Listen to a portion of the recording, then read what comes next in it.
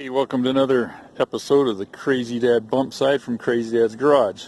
We're going to do a little bit of work here today. I talked in the last episode about how I had choice of two bumpers, and this one that came with the trailer with the new bed that we put on is in way better shape and more fixable than the other one. So it's still got some problems, and we're going to work on those today, see if I can get this straightened back out to where it looks more presentable.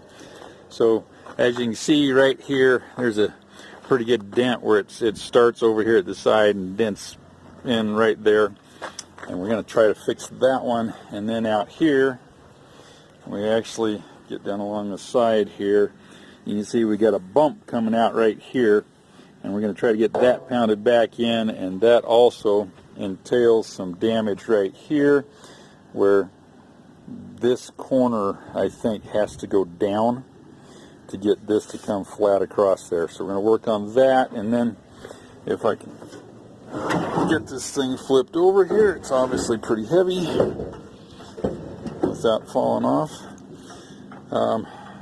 Some of the damage on this left hand end, you can see all the crinkles that have happened here in that metal, and a lot of this, I've brought these three tools with me here. I've got a sledgehammer and that great big crescent wrench and a small hammer, and I think with the three of those I'm going to be able to do most of this. Probably going to start out with the crescent wrench here. Excuse me.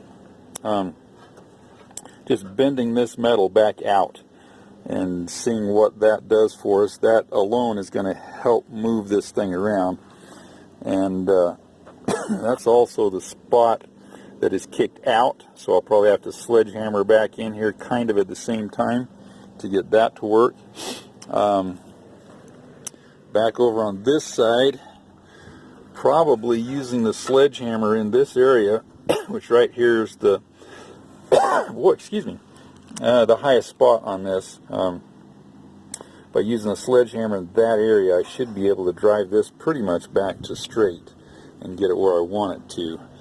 And so I think that's really the basics of what I got to do on here to get this worked on. Now, I chose not to do this in my shop because clanging on a piece of metal like this with a sledgehammer is not going to be the most attractive thing to my neighbors. So I brought it out here in our wilderness where I could come out here and make all the noise that I wanted to and don't be a pain to my neighbors. I hope you guys do the same thing. When you're working on your cars, just be a good neighbor. It gives us all a bad rap when somebody's over there and not being neighborly. Either you got a bunch of junk cars stashed around your house, or you're always making a lot of noise, or it's just a mess. Take care of yourself. Take some pride in what you do. So there you go. I'm going to launch into this. I'll get the crescent wrench out and start some things here, and then come back and show you some of the progress and see how it comes along here. Alright, here we are after a pretty significant amount of hammering. On this side over here, which was the least damaged side, we've got, if you can kind of sight down there, you can see that we've got that pretty much straight going along there. That's the number one thing. We do need to come back here now with the crescent wrench and some smaller hammers and work out this little wave here and kind of straighten that up, and we should be able to get that one pretty simply. Now this side was much more severely damaged, so we started out here by hammering on this side of it, and we moved it a lot. We're still not, from this point over, we're still not perfectly straight, so I'm going to go back and start working on that here shortly. But after I hammered that in, then I got back over here, and first I hammered this down to where I got this line all the way along that edge of the bumper there to be pretty straight. And so we're good there.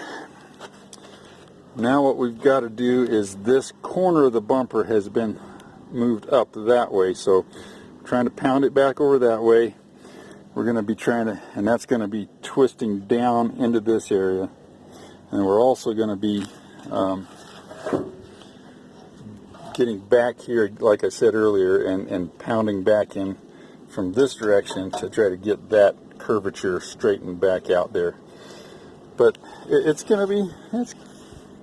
of tough to do right there, but it's coming, and I think just with some patience we're going to have this bumper in decent shape where I can put it back on the truck. So there you go. I'll let you know as give you another video as we get a little bit farther along. Okay, with some pretty serious hammering, we've gotten this to where it's fairly close to where it needs to be. We're still going to have to go up on top and knock that corner over there back down and probably bring the plating up just a little bit, but we're a lot closer than we were. And then I'll get in behind, and there's a few little dents in there. I'll knock them out, and I think we'll be in business. This thing's not going to be perfect, but hey, it didn't cost me anything, and that's one of the main goals here, is to get a respectable looking bumper out of without spending a bunch of money on it. So I think we're going to be good. But I'm going to come back, wrap that up, and I'll probably show you the next shot when I get it all completely put back together, so, or straightened back up. So there you go. Talk to you in a minute. Okay, here's the wrap up of the bumper on the Crazy Dad Bumpside.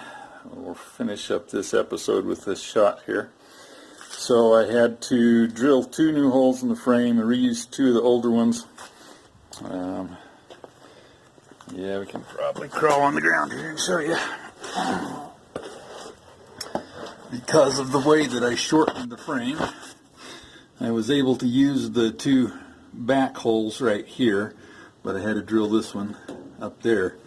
And really, after that, I just put a bumper jack under the center of the bumper and jacked it up, and kind of had to hammer on a little bit to get it up in place, but I went right in and cleaned up those 2 bolts on each side and put them in, and there we have it. The bumper's back on the Crazy Dad Bumpside, and it's not perfect, but hey, neither's the truck. But it looks pretty good, and it'll be good for somebody else who chooses to go on with the project, or me if I decide to. I'm still not sure what's going to happen here. The bad thing is I get these things done and I like them and I want to keep them, but I really should sell this one and move on, but we'll see. I don't know what will actually happen on it, but there we go. Now I've got this truck and it's looking like it's supposed to. It's pretty well complete. I think all the lights work and everything, and so we're all set and back to go and ready to wrap up. I guess I do have one thing I'm missing, is these marker lights on both sides were gone or busted up, and neither bed had good ones, so they just are going to get left off for the time being. But anyway, there we go. She's functional, and that was a really cool project for me. I don't know if I'll ever go ahead and shorten that bed that came off of it, because I don't have to. It's just a bunch more work. We'll see how that comes to be. There's other videos online on doing that if you need some help doing yours. It's really not that hard. It just takes some time, being careful, and knowing how to weld. So there you go.